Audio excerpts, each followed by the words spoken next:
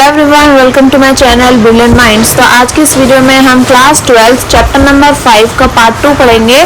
तो इसमें हमें आज कहाँ से पढ़ना है, how have the financial derivative market develop over the year.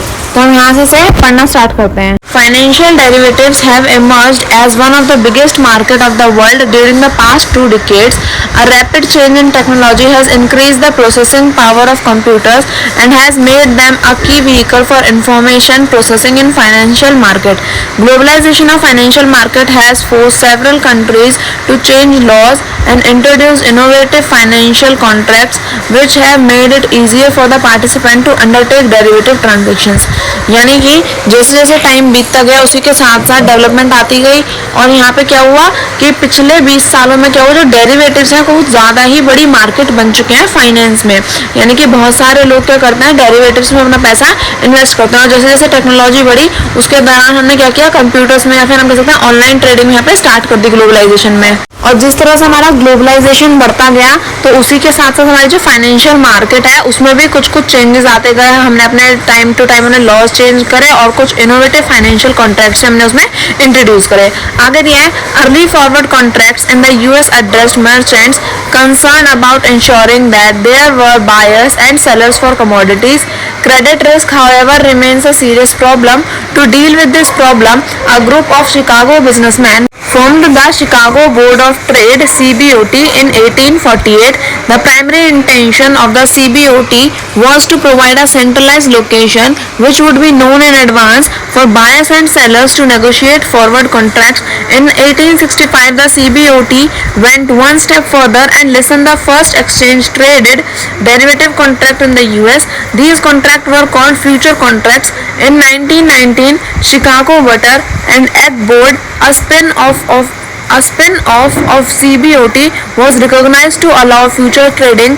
Its name was changed to Chicago Mercantile Exchange (CME). The CBOT and the CME remains the two largest organized future exchange, indeed the two largest financial exchange of any kind of the world.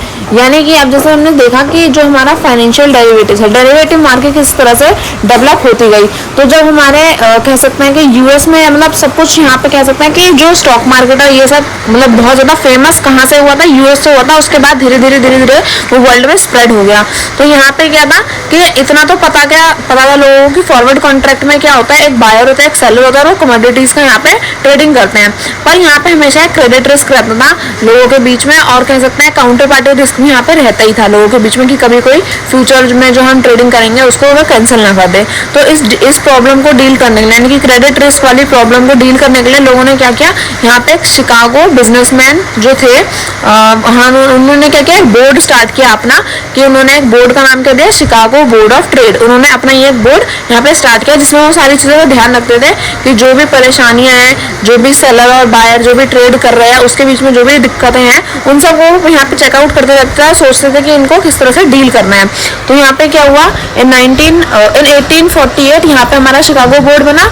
और यहाँ पे दूसरी चीज़ यहाँ पे क्या हुई, for buyer and seller to negotiate, यानी कि जो CBOT था उसने क्या किया, यहाँ पे हमें कह सकते हैं एक सर्विस प्रोवाइड करी जिसमें क्या था कि हम जो फ्यूचर कॉन्ट्रैक्ट हम करेंगे, जो फॉरवर्ड कॉन्ट्रैक्ट्स हमारे होंगे यानी कि फ्यूचर में चलकर जो हम ट्रेडिंग करेंगे उनके जो फॉरवर्ड कॉन्ट्रैक्ट हमने बनाए हैं उनके लिए बायर और सेलर आपस में क्या कर सकें, नेगोशिएट कर सकें कि हमें इस प्राइस पर ये सिक्योरिटी चाहिए, हमें इतनी सिक्योरिटी चाहिए। तो पहले ही उस चीज़ को क्या कर लें, आपस में समझौता कर लें।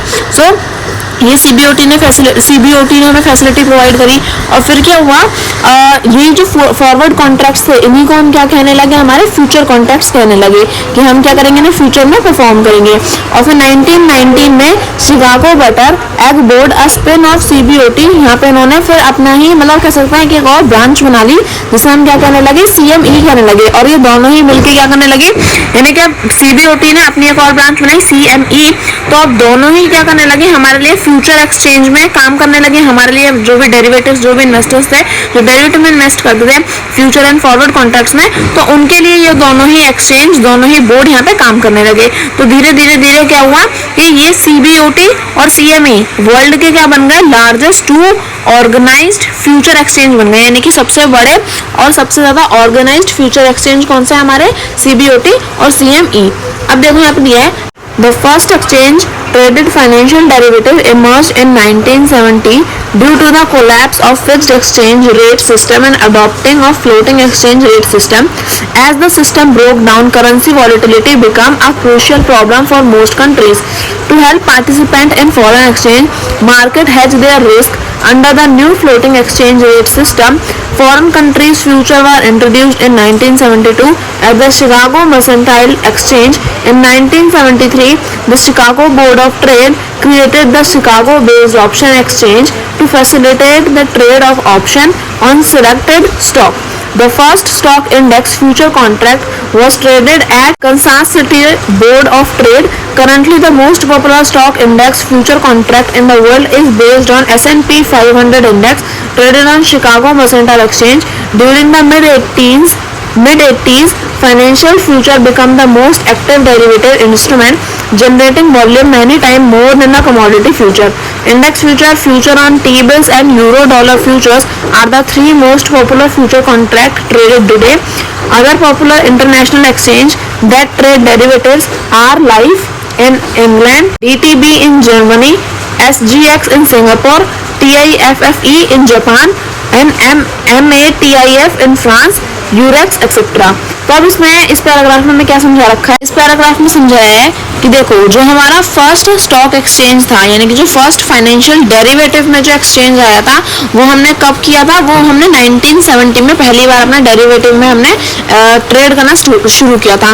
पर वो फिर कोलैप्स कहाँ कर गया? जब हमने क्या किया, अपने एक्सचेंज रेट सिस्टम को यहाँ पे फिक्स किया था। उसके बाद क्या हुआ, यहाँ पे हमारे जो पार्टिसिपेंट थे यानी कि जो बिजनेसमैन थे शिकागो के CBOT के, उन्होंने यहाँ पे देखा कि जैसे ही हमारा जो डेरिवेटिव था, फाइनेंशियल डेरिवेटिव था, जब वो पहली बार कोलैप्स किया तो उन्होंने क्या किया, यहाँ पे अपना एक शिकागो बोर्ड ऑप्शन एक्सचेंज भी यहाँ पे उन्होंने फैसिलिटेट किया अपने ट्रेडर्स को, ताकि वो क्या कर सके, जो भी उनके सिलेक्टेड स्टॉक्स हैं उन्हें वो Chicago board of option exchange में ट्रेड कर पाए और उन्हें कोई भी ज़्यादा परेशानी ना हो, और जो उनके ट्रेड्स, जो उनके स्टॉक ऑलरेडी यहाँ पे कोलैप्स कर चुके थे, उनमें भी उन्हें कोई प्रॉब्लम फेस ना करनी पड़े। तो उन्होंने यहाँ पे एक बोर्ड दोबारा से फैसिलिटेट किया अपने ट्रेडर्स को। और जो यहाँ पे हमारा फर्स्ट स्टॉक था, the first stock index future contract was traded as Kansas City board of trade, यानी कि जो हमारा फर्स्ट जो स्टॉक ट्रेड हुआ था वो कहाँ पे ट्रेड हुआ था? वो ट्रेड हुआ था हमारा कंसास सिटी में। और currently the most popular stock index future कौन से हैं हमारे? उनके हमें यहाँ पे कुछ नाम दे रखे हैं, जैसे कि S&P 500 इंडेक्स जो है, जो भी शिकागो मर्सेंटाइल एक्सचेंज CME में ट्रेड हो रहा है, वही क्या है हमारा सबसे ज्यादा पॉपुलर स्टॉक इंडेक्स फ्यूचर है जो अभी इस वक्त ट्रेड हो रहा है। अब यहाँ पे कुछ और हमारे ट्रेड्स के बारे में लिखा है, कुछ और स्टॉक्स के बारे में लिखा है, जैसे कि हमारे index future, futures on T-bills, euro dollar futures, ये हमारे क्या है, तीन मोस्ट पॉपुलर फ्यूचर कॉन्ट्रैक्ट्स हैं जो आज के टाइम पे ट्रेड हो रहे हैं। यानी कि फ्यूचर कॉन्ट्रैक्ट्स क्या है, जिनकी मतलब इनकी डीलिंग हम आज ही कर ले, पर उन्हें हम परफॉर्म कब करेंगे? इन फ्यूचर में। हमारे तीन मोस्ट पॉपुलर फ्यूचर कॉन्ट्रैक्ट्स कौन से हैं? हमारा index future, future on T-bills and euro dollar future. और यहाँ पे हमारे इंटरनेशनल लेवल पे, इंटरनेशनल एक्सचेंज के टाइम पर, यानी कि इंटरनेशनल एक्सचेंज लेवल पर हमारे जो ट्रेड डेरिवेटिव्स हैं जो सबसे ज्यादा पॉपुलर है, उनके एग्जांपल हमें लास्ट लाइन में दे रखे हैं। लाइफ का दे रखा है जो इंग्लैंड में है, DTB का दे रखा है जो जर्मनी में है, SGX का दे रखा है जो सिंगापुर में है, TIFFE का दे रखा है जो जापान में है, और MATIF फ्रांस में है, और यूरेक्स, और ऐसे काफी सारे हैं जो क्या है हमारे इंटरनेशनल एक्सचेंज में काफी ज्यादा फेमस हैं। तो future contracts on interest bearing government securities were introduced in mid 1970s.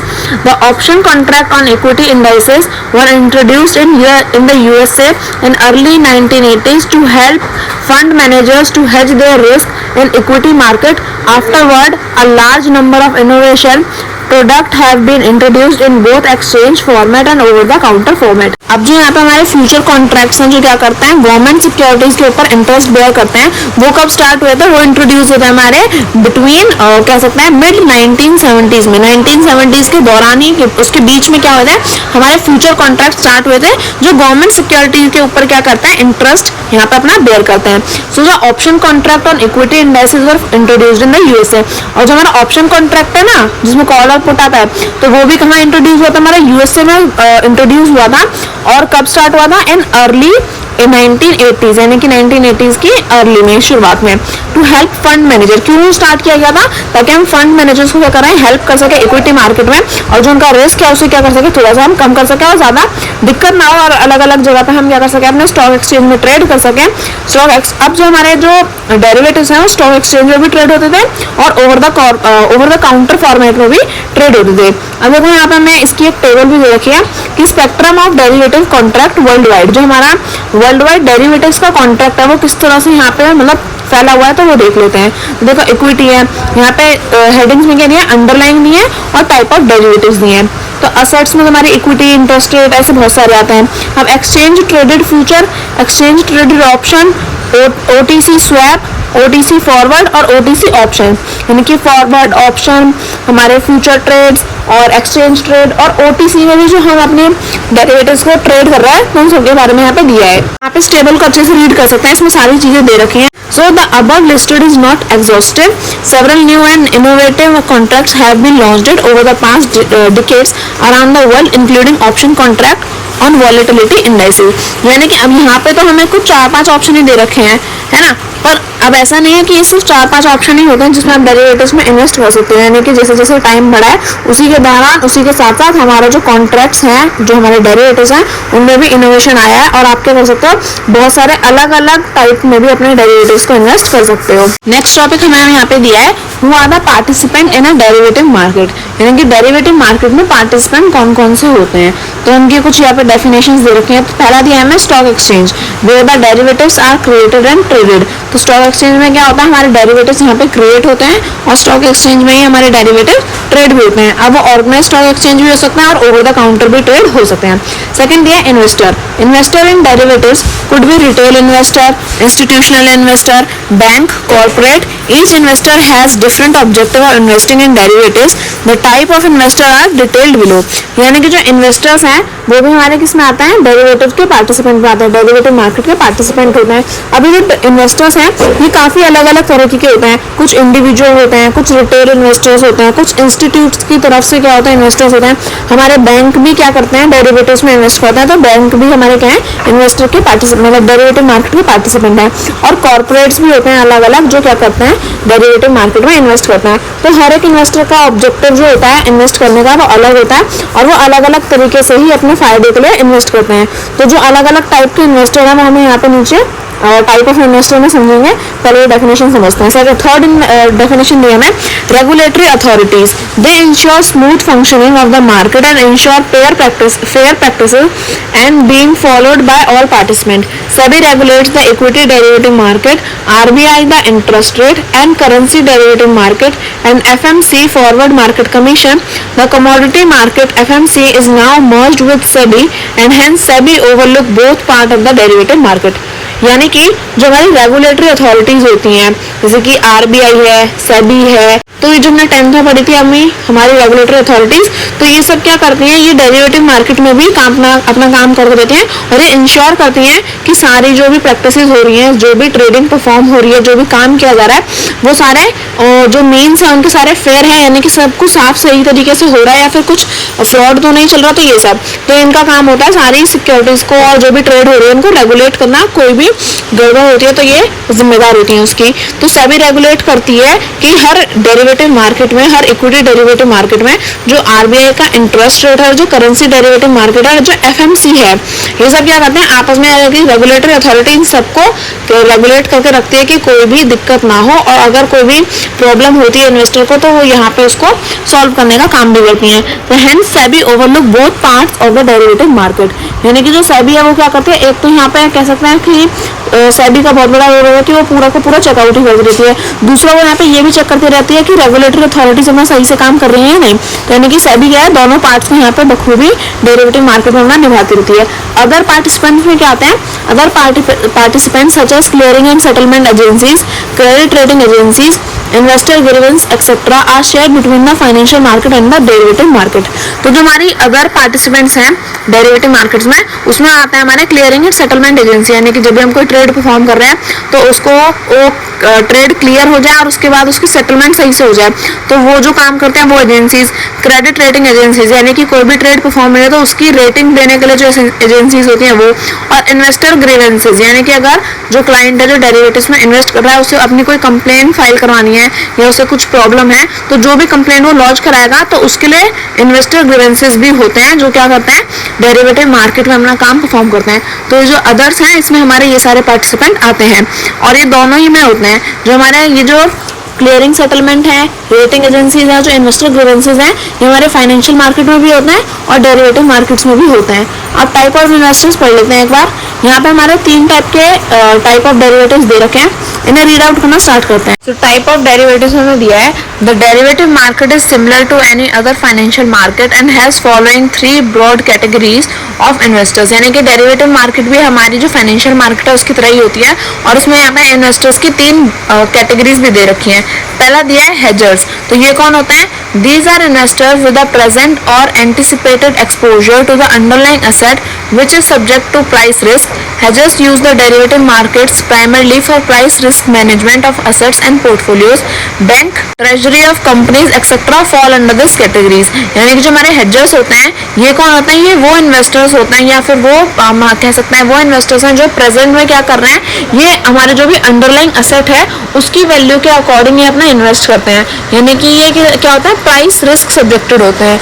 यानी कि hedgers use the derivative market for primarily for price risk management of asset. जो भी उनका पोर्टफोलियो है, जो भी जिस भी असेट में वो इन्वेस्ट कर रहे हैं, तो ये क्या करते हैं, ये काम करते हैं कि जो भी उसका प्राइस रिस्क है वो मैनेज हो जाए। यानी कि जो हमारे बैंक्स होते हैं, ट्रेजरी ऑफ कंपनीज होती हैं, ये सब क्या आता है हमारे हेजर्स में आता है। यानी कि ये इनका जो अभी जो फिलहाल इन्होंने आज इन्वेस्ट किया तो आज के इस असेट में जो भी रिस्क है ये उसे मैनेज करके क्या करते हैं प्रॉफिट कमाना चाहते हैं। सेकंड है स्पेकुलेटर्स, तो ये कौन होता है? These are investors, these are individuals who take a view on the future direction of the market. They take a view whether price would rise or fall in future and accordingly buy or sell futures and options to try and make a profit from the future price movement of the underlying asset. Retail investor who invest for the purpose of making profit on gain fall under this categories. यानी कि जो speculators होते हैं ये कौन होता है? ये इंडिविजुअल्स होते हैं जो क्या करते हैं मार्केट की डायरेक्शन को बार बार देखते रहते हैं कि अभी मार्केट ऊपर जाएगी या नीचे, यानी कि जो भी सिक्योरिटीज उनके प्राइस में राइज आएगा या फिर फॉल आएगा, तो ये उसके अकॉर्डिंग अपने पैसे को इन्वेस्ट करते हैं। अगर उन्हें लगता है कि मार्केट में ग्रोथ होगी तो अपने सिक्योरिटीज को बाय कर लेंगे, और उन्हें लगता है कि मार्केट आगे जाकर डाउनफॉल करेगी, कोलैप्स करेगी, तो अपने जो भी इनके फ्यूचर या ऑप्शन जिनमें भी इन्हें इन्वेस्ट करना आता है ये उसमें उसे सेल कर देते हैं। यानी कि देख लेते हैं कि इन्हें अभी सिक्योरिटी को बाय करना है या सेल, फ्यूचर में इन्हें फ्यूचर या फिर ऑप्शन जो भी इन्होंने सिक्योरिटी में इन्वेस्ट करना है तो ये देख के ही इन्वेस्ट करते हैं, क्योंकि इन्हें ओवरऑल बस प्रॉफिट निकालना होता है। तो ये मार्केट की डायरेक्शंस देखते हैं कि मार्केट अभी कैसे चल रही है और उसके हिसाब से अपना सारे डिसीजन लेते हैं। तो जो हमारे रिटेल इन्वेस्टर्स हैं जो क्या करते हैं सिर्फ इस पर्पज से आते हैं कि उन्हें एक फुल प्रॉफिट गेन करना है, तो वो जो हमारे रिटेल इन्वेस्टर हैं वो इस कैटेगरी में फॉल करते हैं। थर्ड में आ रहे हैं arbitrators. They take position in financial market to earn riskless profit. The arbitrators take short and long position in the same or different contracts at the same time to create a position which can generate a riskless profit. Institutional players proprietary dealers may fall under this category. यानी कि जो हमारे third investor है, third type के investor है, ये क्या करना है, ये फाइनेंशियल मार्केट के उस पोजीशन में इन्वेस्ट करते हैं जहाँ पे इन्हें रिस्क ना हो, बिल्कुल भी रिस्क ना, एकदम रिस्कलेस प्रॉफिट ही लेना चाहते हैं। यानी कि इन्हें रिस्क अपने लाइफ में चाहिए ही नहीं, इन्हें सिर्फ और सिर्फ प्रॉफिट चाहिए। तो ये क्या करते हैं, ये शॉर्ट और लॉन्ग दोनों पोजिशन में रहते हैं, यानी कि बाय भी करते हैं और सेल भी करते हैं। कि अगर बाय किया है और सेल किया है, अगर दोनों में से कोई भी मूवमेंट होती है तो क्या होता है, रिस्क ओवरऑल कट जाता है। कि अगर उन्होंने सेल कर दिया और मार्केट उठ गई यानी कि ग्रो कर गई तो उन्होंने सिक्योरिटीज बाय भी कर रखी है, और अगर मार्केट डाउनफॉल में जाती है तो उन्होंने अपनी सिक्योरिटीज बाय कर रखी है तो दूसरी जगह सेल भी कर रखी है। तो इसकी वजह से क्या होता है, सिक्योरिटीज बाय और सेल दोनों करने की वजह से क्या होता है, इनका जो ओवरऑल रिस्क है वो खत्म हो जाता है और उन्हें जो भी प्रॉफिट है वो सिर्फ वही अटेन होता है। तो ये जो हमारे इंस्टीट्यूशनल प्लेयर्स होते हैं, प्रोप्राइटरी डीलर्स होते हैं, वो क्या आता है हमारे इस कैटेगरी में फॉल करते हैं। नेक्स्ट टॉपिक दिया है what are the economic functions of the derivative market. जो हमारी डेरिवेटिव मार्केट है वो इकोनॉमिक फंक्शंस क्या क्या परफॉर्म करती है। So the derivative market perform a number of economic function. In this section we will discuss some of them. यानी कि जो हमारी डेरिवेटिव मार्केट है वो काफी सारे इकोनॉमिक फंक्शंस जो है वो परफॉर्म करती है, जिनमें से कुछ के बारे में हम इस पैराग्राफ में इस जो हमें टॉपिक दिया है इसमें हम डिस्कस करेंगे। तो पहला दिया है prices in an organized derivative market reflect the perception of the market participant about the future and lead the price of underlying to the perceived future level. The prices of derivatives converge with the price of the underlying at the expiration of the derivative contract. Thus derivative help in discovery of the future as well as current prices. यानी कि जो हमारे derivative market में जो भी हमारे price जो हम ऑर्गेनाइज करते हैं वो क्या रिफ्लेक्ट करते हैं कि जो हमारे मार्केट पार्टिसिपेंट हैं वो भी किस तरह से अपनी सिक्योरिटीज को कितना पैसा उसमें इन्वेस्ट कर रहे हैं, कितना ज्यादा वो उस पर भरोसा करके अपना प्रॉफिट कमाने के लिए डेरिवेटिव मार्केट में इन्वेस्ट कर रहे हैं। देखो इसमें क्या दिया है, यानी कि जो हमारे जो भी ऑर्गेनाइज डेरिवेटिव मार्केट है वो क्या रिफ्लेक्ट करते हैं कि जो मार्केट पार्टिसिपेंट है वो कितना अमाउंट अपना डेरिवेटिव मार्केट में इन्वेस्ट कर रहा है। जैसे कि अगर हमने कहा कि हम जो हमारी फाइनेंशियल मार्केट है अगर उसका जो मार्केट टर्नओवर बहुत ही कम है तो हम समझेंगे कि शायद लोगों को इसमें इंटरेस्ट नहीं है या फिर उन्हें लगता है कि इसमें इन्वेस्ट करना ज़्यादा फायदेमंद नहीं है। पर अगर कोई चीज़ बहुत ज़्यादा फायदेमंद है, लोगों को लगता है कि हम उसमें इन्वेस्ट करते हैं तो उनका फायदा होता है।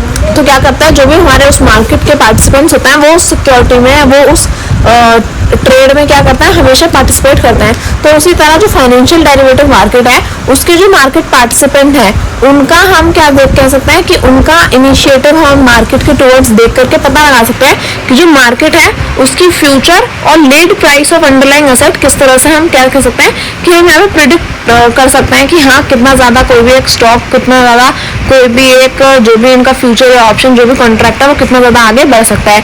So the price of derivative converts with the price of underlying at the expiration of derivative contract. यानी कि जैसे सारे कॉन्ट्रैक्ट की क्या होती है एक एक्सपायरी डेट होती है, तो उसी के जैसे कि जो हमारे डेरिवेटिव्स होते हैं वो हमें हेल्प करते हैं कि जो भी हमारे जिस भी कॉन्ट्रैक्ट में हम अपना पैसा इन्वेस्ट करने वाले हैं फ्यूचर में ट्रेड करेंगे उसे, तो उसके बारे में जो भी उसके करंट प्राइस है यानी कि अभी वो किस तरह से है, उसका अंडरलाइंग एसेट की एग्जैक्ट वैल्यू हो क्या सकती है, तो वो सारी चीज़ें हमें डेरिवेटिव मार्केट क्या करती है हेल्प करती है ये सब प्रिडिक्ट करने में कि जो हमारा अंडरलाइंग एसेट है उसकी करंट प्राइस क्या होगी और फ्यूचर में चल के वो किस तरह से परफॉर्म करेगा। So derivative market help to transfer risk from those who have them but do not like them to those who have an appetite for them। यानी कि डेरिवेटिव मार्केट क्या करती है हेल्प करती है इन्वेस्टर्स को कि वो अपने रिस्क को क्या कर सके ट्रांसफर कर सके एक इंसान से दूसरे इंसान पर। क्योंकि जैसे अगर हमें अपनी सिक्योरिटी में लग रहा है कि ये अब आगे नहीं बढ़ेगी तो हमें उसमें रिस्क है तो हम क्या करेंगे उसे सेल करने के बारे में सोचेंगे, और अगर दूसरे इन्वेस्टर को वो खरीदना है उसे लगता है कि हाँ इसमें पोटेंशियल है तो वो हमसे ले लेगा। तो हम ओवरऑल क्या कह सकते हैं कि हमें एक रिस्क था पर सामने वाले को क्या था वो चाहिए था, उसकी एक एपेटाइट थी कि उसे वो चीज़ चाहिए। तो डेरिवेटिव मार्केट बिल्कुल इसी की तरह काम करता है कि हम अपने रिस्क को ट्रांसफर कर देते हैं किसी दूसरे को जिसे वो चीज़ चाहिए, बिल्कुल इसी तरह। So derivatives due to their inherent nature are linked to the underlying cash market. With the introduction of derivatives the underlying market witness higher trading volumes. This is because of participation by more players who would not otherwise participate for lack of an arrangement to transfer risk। यानी कि हम कह सकते हैं derivatives का inherent nature कैसा है कि वो अंडरलाइंग कैश मार्केट से लिंक्ड है। यानी कि यहाँ पे हम कमोडिटीज और अपने एसेट्स इन सब के ऊपर क्या करते हैं ट्रेड करते हैं। सो इसके साथ साथ क्या होता है इसकी जो कमोडिटीज का इंट्रोडक्शन है तो इसके हम हेल्प से क्या होता है जो डेरिवेटिव्स है वो अंडरलाइंग मार्केट है और इसने क्या किया अपनी वॉल्यूम बहुत ही ज़्यादा बड़ी कर ली। यानी कि हमने देखा ना कि कुछ 14-15 सालों में इसकी जो मार्केट टर्नओवर बहुत ज़्यादा बड़ी हो गई थी। तो बिल्कुल इसी तरह यहाँ पे क्या है इसकी वॉल्यूम जो है वो ट्रेडिंग की वो बहुत ज़्यादा बड़ी हो गई है कि this is because the participation of more players. यानी कि जो अलग अलग इन्वेस्टर्स हैं अलग अलग पार्टिसिपेंट हैं वो क्या करते हैं डेरिवेटिव मार्केट में इन्वेस्ट करते हैं। क्यों? क्योंकि उन्हें ऐसा लगता है कि यहाँ पे lack of arrangement of transfer of risk है। यानी कि अगर आपको अपने लग भी रहा है कि आपकी सिक्योरिटी में रिस्क है तो आप उसे ईजिली यहाँ पे क्या कर सकते हो किसी और दूसरे को ट्रांसफर कर सकते हो। तो इसी की वजह से क्या है यहाँ पे लोग सबसे ज़्यादा इन्वेस्ट करना प्रेफर नेक्स्ट हमें दिया है speculative trade shift to more controlled environment and derivatives market. In the absence of an organized derivative market, speculators trade in the underlying cash market. Margin monitoring or surveillance of the activities of various participants become extremely difficult in these kind of mixed market. यानी कि हम यहाँ पे कह सकते हैं कि जो हमारी स्पेकुलेटिव ट्रेड्स थी वो शिफ्ट हो गए मोर कंट्रोल्ड एनवायरनमेंट एंड डेरिवेटिव्स, यानी कि जो पहले हम यूं ही इन्वेस्ट कर देते थे, यूं ही अलग अलग पार्टिसिपेंट डेरिवेटिव मार्केट में इन्वेस्ट कर देते थे, तो अब वो क्या हो गया, वो शिफ्ट हो गए हैं more controlled environment and derivative market, यानी कि अब वो और ज्यादा क्या हो गए हैं, जो भी हमारी कह सकते हैं कि ऑर्गेनाइज डेरिवेटिव मार्केट है, बिल्कुल एक ढंग के तरीके से हो क्या करता है, यहाँ पे आप डेरिवेटिव मार्केट में जो हमारे इन्वेस्टर्स हैं वो कंट्रोल फॉर्म में इन्वेस्ट करते हैं। और अगर क्या होता है, absence of organise derivative market है, अगर हमारी जो डेरिवेटिव मार्केट है वो काफी ज्यादा ऑर्गेनाइज नहीं है, वो एब्सेंस है, तो यहाँ पे जो हमारे स्पेकुलेटिव ट्रेड्स हैं वो किस तरह से अंडरलाइन कैश मार्केट में वो ट्रेड होती हैं। और फिर यहाँ पे क्या होता है, जो भी हमारी मॉनिटरिंग है, मार्जिनिंग है, वो सारी हमारी सभी जो भी एक्टिविटीज हम परफॉर्म करते हैं, वो जितने भी पार्टिसिपेंट हैं उन सभी पे हम अपनी मॉनिटरिंग करते रहते हैं, जिसकी वजह से क्या होता है कि जो it become extremely difficult in these kind of mix market, यानी कि हम कह सकते हैं जो पार्टिसिपेंट हैं जब वो डेरिवेटिव मार्केट में इन्वेस्ट करते हैं तो क्या करते हैं, कंट्रोल फॉर्म में करते हैं। पर अगर क्या होता है, डेरिवेटिव मार्केट ज्यादा ऑर्गेनाइज्ड नहीं है तो उन्हें क्या करना पड़ता है, अंडरलाइन कैश मार्केट में इन्वेस्ट करना पड़ता है और मॉनिटरिंग भी करवानी पड़ती है। पर इस समय क्या होता है, जो हमारी डेरिवेटिव्स है वो काफी ज्यादा मिक्स्ड मार्केट है, इसमें हर तरह की सिक्योरिटीज में इन्वेस्ट कर सकते हैं, तो यहाँ पे इन्हें क्या करती है, थोड़ी सी डिफिकल्टी भी फेस करनी पड़ती है। नेक्स्ट हमें दिया है an important incidental benefit that flow from derivative trading is that it acts as a catalyst for new entrepreneurial activity. The derivative have a history of attracting many bright, creative, well-educated people with an entrepreneurial attitude.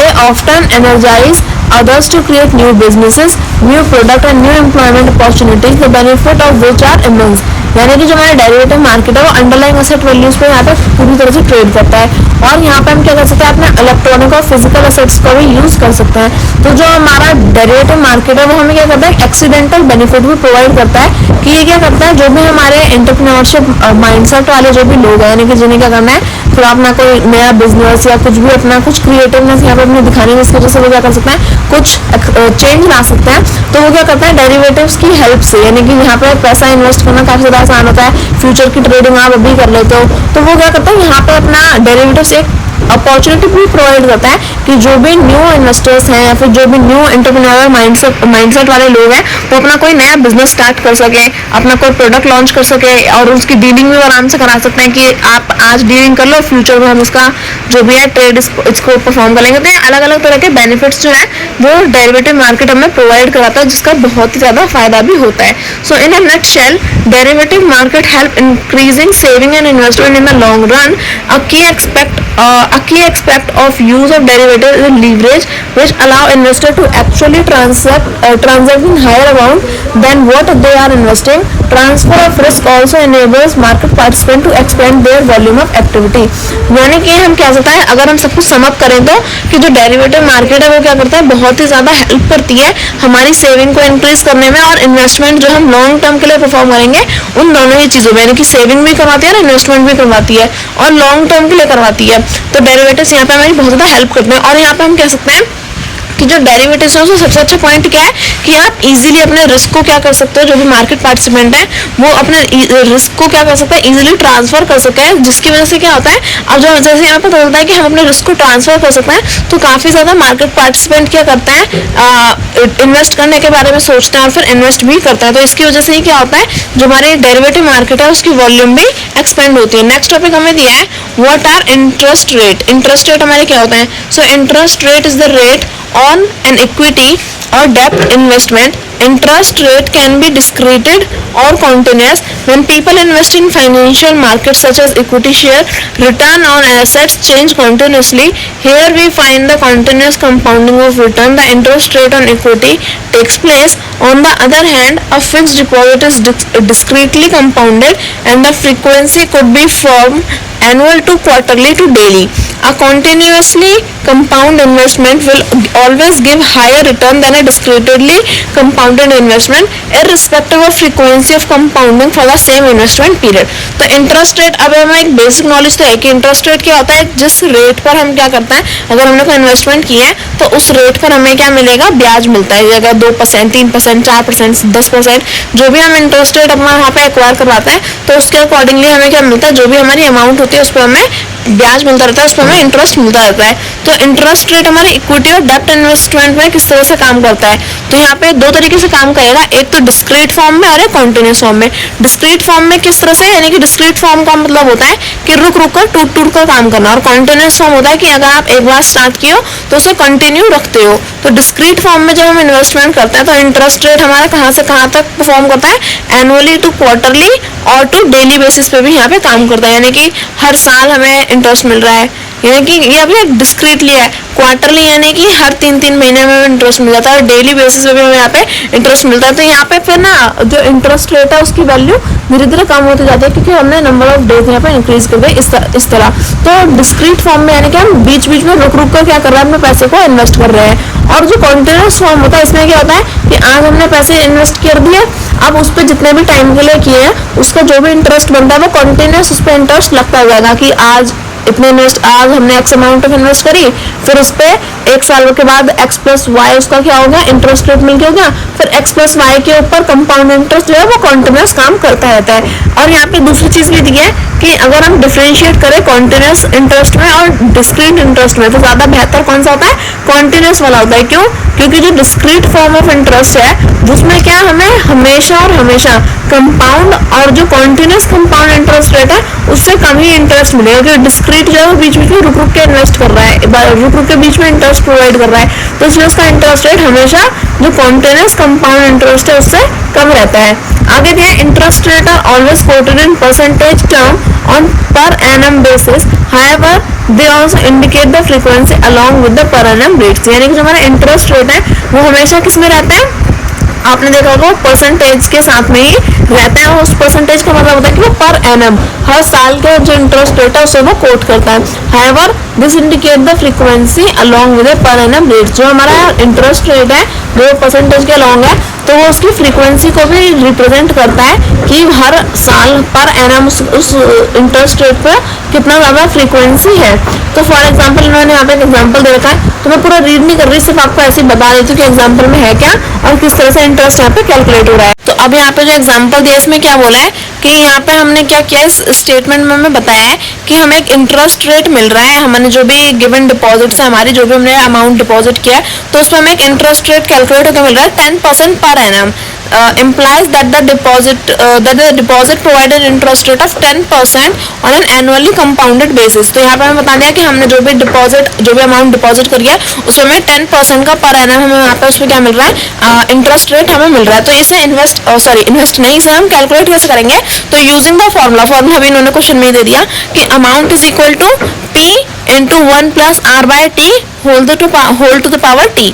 अब देखो इसमें क्या दिया है कि यहाँ पे जो हमें यहाँ पे दिया है 10 if rupees is 100 is deposit. यहाँ पे हमें बताया तो नहीं है कितना अमाउंट डिपॉजिट किया हमने, पर अगर हम मान लें कि हमने 100 रुपये डिपॉजिट करें तो हमारी प्रिंसिपल अमाउंट क्या हो गई, यानी कि P is equal to principal amount और वो हो गई 100 रुपीज. तो अमाउंट इज इक्वल टू क्या हो जाएगा 100 इंटू, अब यहाँ पे 1 तो फॉर्मूले में है तो 1 प्लस रेट ऑफ इंटरेस्ट क्या है 10% का, तो 10% का मतलब होता है 0.1, यानी कि 10 अपॉन में 100 तो वो हो गया 10% यानी कि 0.1. अब इसको हम क्लोज करेंगे तो कितने रुपए आए 110 रुपए. However the final amount will be different if the compounding frequency changes. ये तो हमने क्या निकाल दिया, ऐसे कह सकते हैं हमने सिंपल इंटरेस्ट जैसे निकाल दिया हो, पर ये तो नहीं है, वैसे हम कंप्लीट सिंपल इंटरेस्ट तो नहीं बोल सकते, पर हम कहते हैं कि जैसे सिंपल हमने अभी सिर्फ पैरा इंटरेस्ट निकाल लिया हो, पर हमें क्या निकालना है कि कंपाउंडिंग फ्रीक्वेंसी तो हमारी बार बार बदल रही है ना, तो उस हिसाब से हम किस तरह से यहाँ पे से चेंज करेंगे. तो यहाँ पे दिया है, इसमें देखो फॉर्मूले में यहीं पे देखा है कि principal amount into 1 plus R by t, time कितना है हमारा यहाँ पे दिया होगा कंपाउंडेड, देखो क्वेश्चन में ही होगा, an per annum implies that the deposit provide an interest rate of 10% on annually compounded basis. ठीक है, एनुअली कंपाउंडेड बेसिस, हर साल का हमें मिल रहा है यहाँ पे। तो अब देखो पहला वाला साल और दूसरे वाला साल, तो यहाँ पे हमारा टाइम क्या हो गया 2 का हो गया, यानी कि if the final amount will be different of the compounding frequency, for instance if the compounding frequency is change to semi annual. पहला हमें क्या दिया था एनुअल, तो यहाँ पे देखो हमने टी की जगह मान लो हमने 1 लगा दिया हो, तो अगर फॉर्मूला में देखे p into 1 plus R by t की पावर टी, तो यहाँ पे पहला क्या था एनुअल था, एनुअल यानी कि 1 साल का, तो हमने पावर में क्या लगाया 1 और टाइम की जगह भी लिख दिया हमने 1। पर अब यहाँ पे इन्होंने बोला कि हमें सेमी एनुअल कर दे। सेमी एनुअल का मतलब होता है आधा आधा, सॉरी सेमी एनुअल का मतलब हाँ कि 1 साल का आधा, यानी कि अब यहाँ पे क्या होगा 2 बार यहाँ पे हमारा इंटरेस्ट रेट कैलकुलेट हो रहा है, तो यानी कि 2 टाइम्स हो गया उसका। तो हम फॉर्मूले में वैल्यूज पुट करेंगे 100 इंटू 1 प्लस 0.1 अपॉन में टाइम था, तो हमें कितना टाइम्स हो गया 2 टाइम्स, तो 2 और पावर में भी लगा देंगे 2, तो इसको जब हम कैलकुलेट करेंगे तो हमारी वैल्यू चेंज हो जाएगी। इस तरह से हम क्या करते हैं जो भी हमारा इंटरेस्ट रेट है उसकी वैल्यूज को फाइंड आउट करते हैं। अब देखो यहाँ पे इन्होंने इस तरह से बता रखा है कि एनुअली का मतलब 1 बार का, सेमी एनुअली यानी कि 2 टाइम्स, क्वार्टरली का मतलब 4 बार, मंथली का मतलब 1 महीने में 1 साल में कितने मंथ होते हैं 12 बार, डेली का मतलब 365, और कॉन्टिन्यूस का मतलब क्या होता है कि वो कंटिन्यू चले ही जा रहा है, तो e raise to the power हम यहाँ पे कैलकुलेट करते हैं। अब दूसरा एक इलस्ट्रेशन उन्होंने हमें यहाँ पे दे रखा है कि what is the equivalent rate of continuous compounding for an interest which is coated, यानी कि अब हम यहाँ पे क्या है कंटिन्यूअस कंपाउंडिंग दी है, जो इंटरेस्ट रेट हमें क्या दे रखा है यहाँ पे 8% per annum semi annually compounded. अब यहाँ पे क्या दिया है सेमी एनुअली, सेमी एनुअली में हमने अभी पढ़ा कि 2 टाइम्स हो जाता है तो 2 बार लगाएंगे, तो 2 इंटू अब देखो एल लगाया हमने यहाँ पे, एल का मतलब होता है लॉग 1 प्लस 0. अब देखो 8% है तो 0.02, सेमी एनुअली है तो 2 बार लगाएंगे और फिर उसे कैलकुलेट करेंगे और फिर इसकी वैल्यूज हम यहाँ पे कैलकुलेट कर सकते हैं। इसी तरह से एक दूसरा क्वेश्चन भी दे रखा और ये आप सभी के लिए होमवर्क है, इसका आंसर आप चाहो तो खुद भी सॉल्व कर सकते हो, देख के समझ भी सकते हो। अब नेक्स्ट टॉपिक दिया है what does the stock index major, जो हमारा स्टॉक इंडेक्स है आखिरकार वो मेजर क्या करता है और किस तरह से परफॉर्म करता है, तो इसे हम पढ़ लेते हैं। तो ये मेजर करने वाला स्टॉक इंडेक्स मेजर हमारा आज का लास्ट टॉपिक होगा, इसे फटाफट से रीड करके इस वीडियो को खत्म करते हैं। देखो इसमें क्या दिया है कि स्टॉक इंडेक्स क्या मेजर करता है। सो इंडेक्स क्या होता है, हम कह सकते हैं इंडेक्स होता है हमारा जिसमें हमारी अलग अलग सिक्योरिटीज का कह सकते हैं एक लिस्टेड फॉर्म में, एक अरेंज फॉर्म में हमारी सारी सिक्योरिटीज रहती है, जिसको हम मेजर करते हैं कि किस तरह से हमारी जो कंट्री की जो टॉप कंपनीज है वो किस तरह से परफॉर्म कर रही है, तो ओवरऑल मार्केट के बारे में हमें पता रहता है। तो एक स्टॉक इंडेक्स क्या रिप्रेजेंट करता है कि change in value of set of stocks which constitute the index, यानी कि जो हमारा स्टॉक इंडेक्स है वो रिप्रेजेंट करता है कि अलग अलग स्टॉक्स जो है अलग अलग कंपनी के स्टॉक्स को हम उसमें जोड़ के रखते हैं हमारे इंडेक्स में, कि अलग अलग कंपनी के जो जैसे कि निफ्टी 50 में तो हमारी कंपनी के कंट्री के टॉप 50 कंपनीज रहती हैं, तो उनके अकॉर्डिंग हम यहाँ पे बस इतना सा अंदाजा मार सकते हैं कि इस वक्त मार्केट की ओवरऑल जो भी परफॉर्मेंस है वो किस तरह से कंपनी नहीं मार्केट गेन कर रही है, ग्रोथ कर रही है या फिर वो डाउनफॉल में जा रही है। तो स्टॉक इंडेक्स क्या रिप्रेजेंट करता है कि चेंज इन वैल्यू अलग अलग स्टॉक्स में जो उनके अलग अलग सेट्स हैं उसमें चेंज इन वैल्यू को वो यहाँ पे कॉन्स्टिट्यूट करती है। More specifically a stock index number is the current relative value of a weighted average of the price of a predefined group of equities. A stock market index is created by selecting group of stocks that are representative of the other। जैसे मैंने आपको बताया कि हम कह सकते हैं कि स्टॉक मार्केट जो स्टॉक इंडेक्स है वो क्या करता है अलग अलग करंट रिलेटिव वैल्यू के अलग अलग स्टॉक्स को वो अपने साथ में ग्रुप करके रखता है, यानी कि प्री डिफाइंड जो भी ग्रुप और इक्विटीज हैं जो भी अलग अलग स्टॉक्स हैं उन सबको अपने साथ रखता है। तो मार्केट इंडेक्स जो हमारा स्टॉक मार्केट इंडेक्स है वो क्या करता है सिलेक्टिव ग्रुप ऑफ स्टॉक्स को अपने साथ में रखता है और उसको क्या करता है रिप्रेजेंटेटिव होता है हमारी एंटायर मार्केट का कि किस तरह से कोई भी एक सेक्टर जो है कोई भी एक अलग अलग सेगमेंट हमारी मार्केट के हमारी कंपनी के वो किस तरह से परफॉर्म कर रहे हैं। तो वो कैलकुलेट हमारे रेफरेंस बेसिस पे होते हैं कि it is calculated with reference to a base period and base index value. The beginning value और base of the index is usually set to a number of such as 100 और 1000, यानी कि जो हमारी बिगिनिंग वैल्यूज होती है हमारे index की वो हमारी 100 से 1000 के बीच में हो सकती है और उससे थोड़ी ज्यादा भी हो सकती है। So the main index of the NSC is the Nifty 50, जैसे मैंने आपको बताया कि सबसे फेमस वाला हमारा निफ्टी 50 रहता है। तो हमारा मेन इंडेक्स क्या है एनएससी का, एनएससी के फुल फॉर्म आप मेरे को कमेंट सेक्शन में बताएंगे कि एनएससी की फुल फॉर्म क्या है, क्योंकि काफी बार वो पेपर में आ चुकी है, एमसीक्यूज में पूछ लेते हैं, वन वर्ड में पूछ लेते हैं, वेरी शॉर्ट में पूछ लेते हैं। हमारा मेन इंडेक्स एनएससी का कौन सा है निफ्टी 50, तो एनएससी की फुल फॉर्म मेरे को कमेंट सेक्शन में जरूर बताना।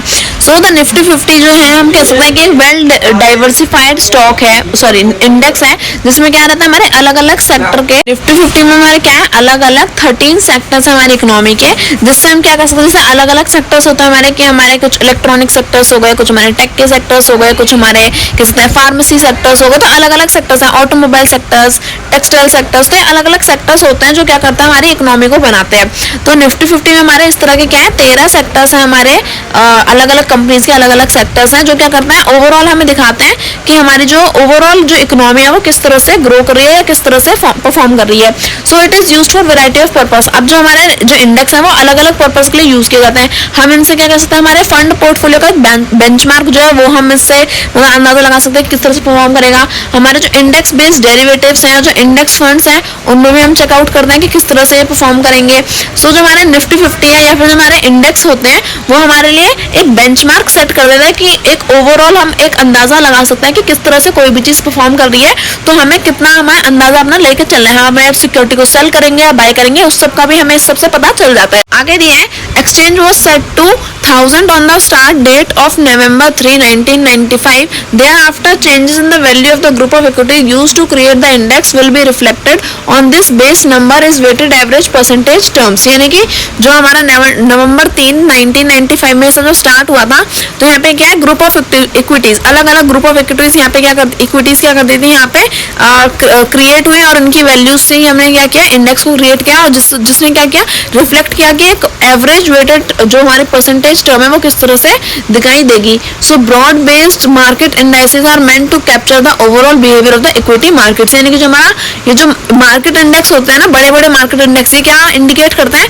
कि जो हमारा ओवरऑल बिहेवियर है हमारी इक्विटी मार्केट का, यानी कि जो हमारी फाइनेंशियल मार्केट है किस तरह से इसका ओवरऑल बिहेवियर क्या है, डाउनफॉल है या फिर ये अभी गेन कर रही है। So stock market indexes are useful for a variety of reason. अब ये जो हमारे वैरायटी ऑफ रीजन जो यूजफुल है स्टॉक मार्केट इंडेक्स है, तो वो क्या है as a barometer for market behavior, as a benchmark for portfolio performance, as an underlying in derivative instruments like index future, index option and in passive fund management by the index fund ETFs। यानी कि क्या होता है, हम कह सकते हैं कि हमारी जो मार्केट है उसका एक बैरोमीटर होता है। बैरोमीटर हमारा जो ऑटोमोबाइल्स होता है उनमें भी होता है, तो ये हमारी मार्केट का जो है हम कह सकते हैं बैरोमीटर की तरह बिहेव करता है। हमारे जो पोर्टफोलियो है उनमें एक बेंचमार्क एक परफॉर्म करता है कि हमारा जो पोर्टफोलियो है जो हम बनाते हैं तो उसमें भी हमारा क्या रहता है एक बेंचमार्क रहता है कि हमारी सिक्योरिटीज का एक हाई वैल्यू ये, लो वैल्यू ये, तो एक बेंचमार्क की तरह भी काम करता है। जो अंडरलाइंग डेरिवेटिव्स हैं इंडेक्स फ्यूचर, इंडेक्स ऑप्शन, तो उस सब में भी उनकी जो वैल्यू है उसको भी ये डिराइव करने में काम करता है। और जो हमारे फंड मैनेजमेंट है बाय इंडेक्स फंड्स और ETFs जो है उनमें भी क्या करता है हमारा इंडेक्स एक इंपॉर्टेंट रोल प्ले करता है। लास्ट इसमें पैराग्राफ दिया sectoral indexes capture the behaviour of particular sector. यानी कि जो सेक्टरल इंडेक्सेस होते हैं ये क्या करता है पर्टिकुलर सेक्टर किस तरह से परफॉर्म कर रहा है मार्केट में, किस तरह से उसका बिहेवियर है तो उसे वो शो करता है। और मार्केट इंडेक्स क्या कैप्चर करता है कि ओवरऑल पूरे मार्केट किस तरह से परफॉर्म कर रही है। सेक्टर तो हो गया कि एक पर्टिकुलर सेक्टर में क्या काम चल रहा है, पर हमारा मार्केट इंडेक्स क्या होता है कि पूरी की पूरी जो इक्विटी मार्केट है, पूरी की पूरी फाइनेंशियल मार्केट है वो किस तरह से परफॉर्म कर रही है, तो वो मार्केट इंडेक्स में आता है। फॉर एग्जांपल जो हमारे बैंक निफ्टी है, निफ्टी बैंक इंडेक्स है, ये सब हमारे क्या है बैंकिंग सेक्टर वाले हैं, है ना, यानी कि बैंकिंग सेक्टर को रिप्रेजेंट करेंगे। पर NSE जो है जो क्या करता है हमारे मोस्ट जो हमारी 12 most liquid and large capitalise stock है, ये क्या करता है यानी कि हमारी कंट्री की जो 12 मोस्ट और बिगेस्ट कंपनीज हैं जो सबसे ज्यादा लिक्विडिटी प्रोवाइड करती हैं, तो वो उनको कैप्चर करता है और फिर उनका बारे में बताता है कि ये ओवरऑल मार्केट को किस तरह से रिप्रेजेंट कर रही है, समझे। तो बैंकिंग सेक्टर जो ट्रेड हो रहा है वो तो हो गया हमारा सेक्टोरल वाला, और जो हमारा NSE ओवरऑल मार्केट जो शो करता है वो होता है हमारा मार्केट इंडेक्स। तो NSE स्टॉक एक्सचेंज, ये तो आपको यही मिल गया, national stock exchange full form, तो national stock exchange it provide investor and market intermediaries a benchmark that captures the capital market performance of the Indian banking sector. यानी कि हम सेक्टर की बात कर रहे हैं, सेक्टोरल इंडेक्स की बात कर रहे हैं, तो उसमें क्या करता है जो हमारा इंडेक्स है वो इन्वेस्टर्स को और मार्केट इंटरमीडियरीज को एक बेंचमार्क सेट करके देता है कि हमारा जो बैंकिंग सेक्टर है इस टाइम पे इंडिया का वो किस तरह से परफॉर्म कर रहा है। तो अभी जो हमारा नेक्स्ट टॉपिक है हम नेक्स्ट वीडियो में पढ़ेंगे, और मैंने अभी आपको यहाँ तक पढ़ा दिया, तो आई होप आपको सब कुछ अच्छे से समझ में आया होगा। फिर भी अगर आपको कोई डाउट है तो आप मेरे से कमेंट सेक्शन में पूछ सकते हैं। वीडियो अच्छी लगे तो प्लीज वीडियो को लाइक करें and subscribe to my channel. Thank you for watching.